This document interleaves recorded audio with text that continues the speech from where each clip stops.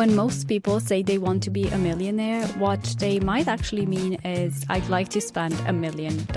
But is that going to make us happy? As a mom in her 30s who hasn't always been great with money, I'm just trying to get better at it. The whole run, don't walk thing?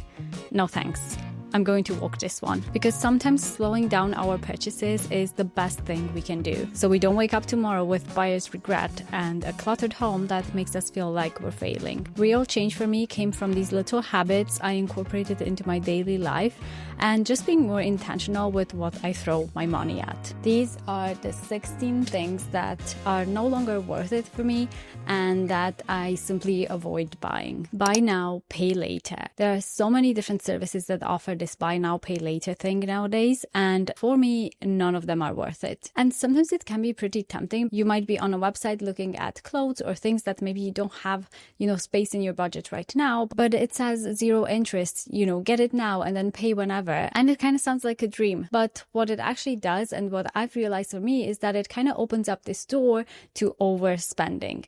And that's not something I want to do anymore. My goal is just to be more intentional with my money and make sure that I don't spend more than I actually own in my bank account. And it doesn't sound like much, but when you add a few of those buy now, pay later kind of items, it can really add up. It can be hard to keep track of, and it can really lead us down this spiral of overbuying, buying things that maybe don't even bring us joy. And, it gives you that quick dopamine hit, but a few days later, it's not really that special anymore, and we feel the need to buy more. And historically, I've been looking at some of the statistics, and credit that for households has been going up and up each year. We are buying more than ever with money that we don't really have. And I think that's one way to get in a really bad financial situation, because even the slightest thing that happens in our life that maybe doesn't go according to plan, it can put us in a really bad position. Expensive courses on credit card is another one. And this is coming from someone who's gotten massive value from courses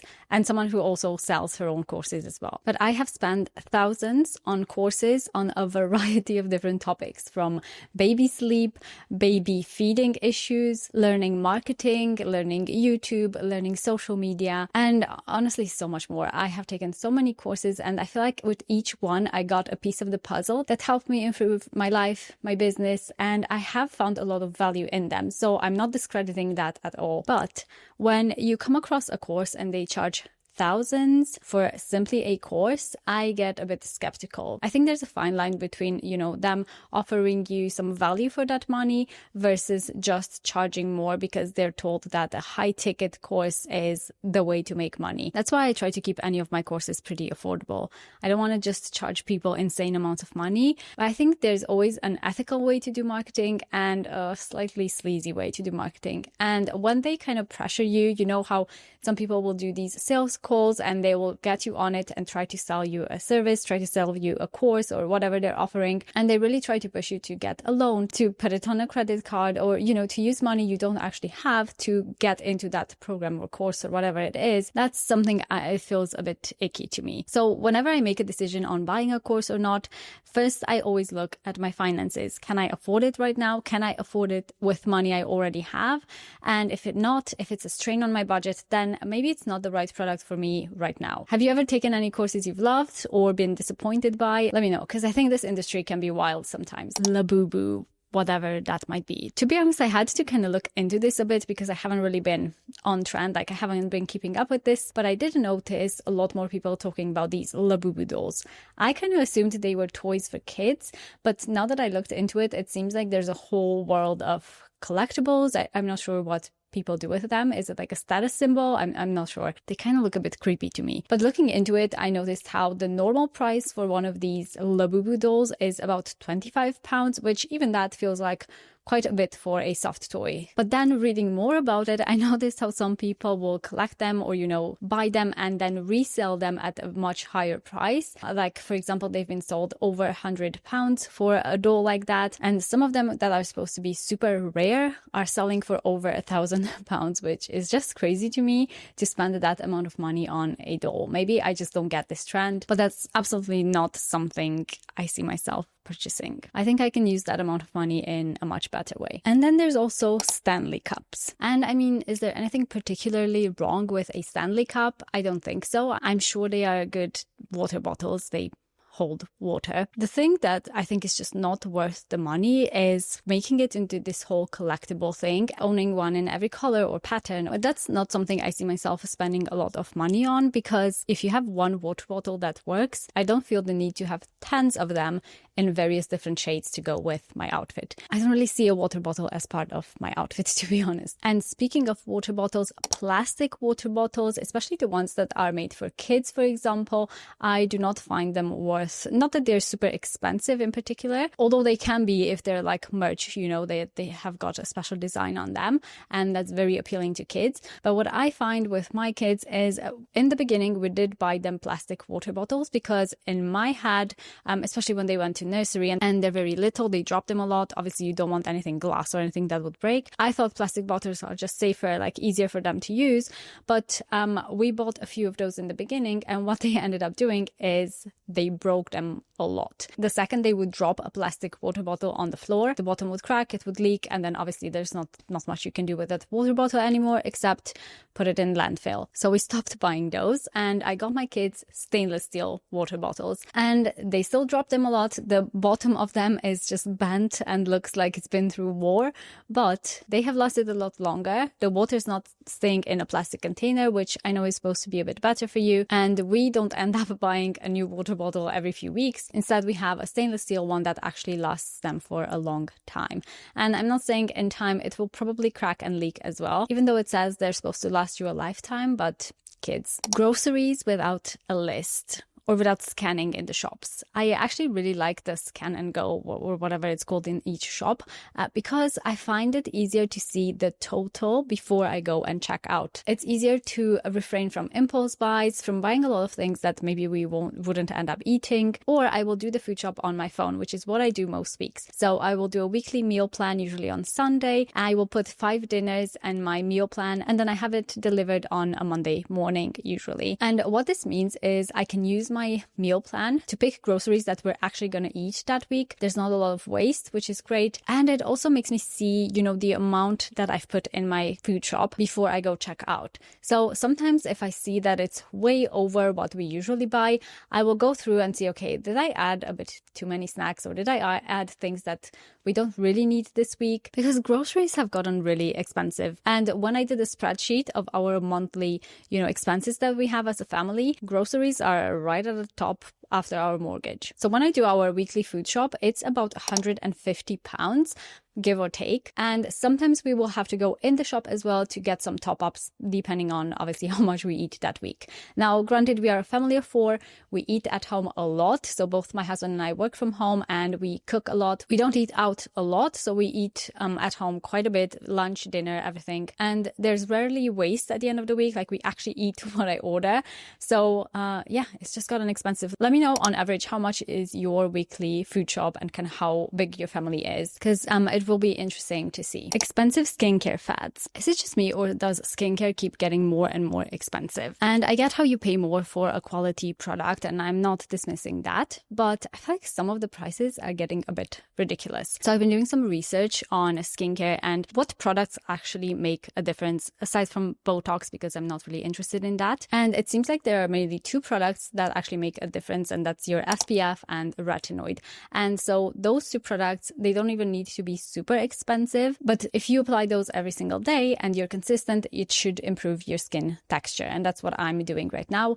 And obviously, aside from those, you might need moisturizer, maybe a cleanser, and those are pretty much the essentials, let's say. And so for me, I'm trying to go more with, what's been proven to work, rather than just assuming that buying a super expensive skincare product is going to do miracles on my skin, because usually it's not. Tons of subscriptions is something I'm also trying to reduce, and it can be so easy to accumulate so many subscriptions these days because everything seems to be subscription model, and sometimes we don't even realize that we've been paying every month for things that we no longer use, which is why I tend to regularly review my subscriptions. So I have started making a list, like making a budget, and trying to be more intentional about this. I have never done a budgeting spreadsheet in my life before. So I'm trying to be more intentional about this and see where's my money going every month. So I will take my bank statements and everything and look through it. I started canceling some things I realized we don't really need anymore. And I do the same in my business because I do use quite a lot of services for,